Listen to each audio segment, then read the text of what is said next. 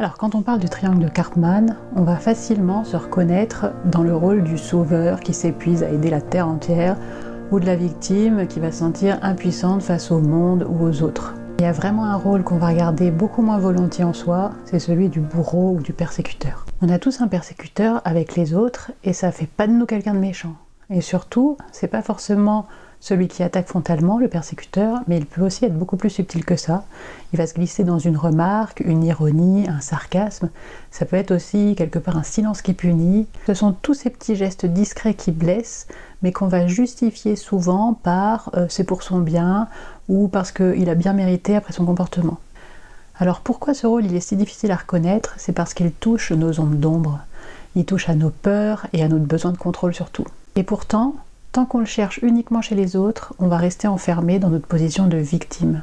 Donc le voir en soi, c'est pas dans une idée de se juger ou de se culpabiliser, ça on a vraiment plein d'occasions de le faire déjà beaucoup, mais c'est vraiment comprendre ce qui se joue et observer avec lucidité les moments où parfois on participe à des dynamiques relationnelles douloureuses, et c'est comme ça qu'on commence à avoir prise sur sa vie. Parce que dans cette prise de conscience, on reprend quelque part une part de pouvoir. Après, il est vraiment essentiel de distinguer les rôles psychologiques de la réalité des actes. On peut être effectivement victime d'un comportement réel, mais en même temps, et ailleurs, à d'autres endroits, certaines dynamiques se jouent. Explorer ça, c'est affiner la compréhension de soi, sans nier évidemment ce qui a été vécu, et d'où l'exercice qui est un peu périlleux à faire seul, parce que le discernement, quand il s'agit de soi, nous fait parfois cruellement défaut. Souvent, derrière ce bourreau, il n'y a pas vraiment de cruauté, mais surtout de la peur ou des douleurs anciennes. Le corps, il garde les traces et met en place des mécanismes de protection qui peuvent ressembler parfois à de la cruauté ou de la dureté. Reconnaître ses parts de soi, c'est aussi retrouver son humanité et la redonner par la même occasion aux autres.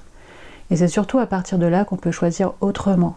On n'agit plus malgré soi, mais on essaye de le faire en lien avec ses valeurs humaines les plus profondes. Donc dans mes séances de kinésiologie, je vous invite parfois à accueillir sans jugement et à reconnaître ces aspects parfois mal aimés.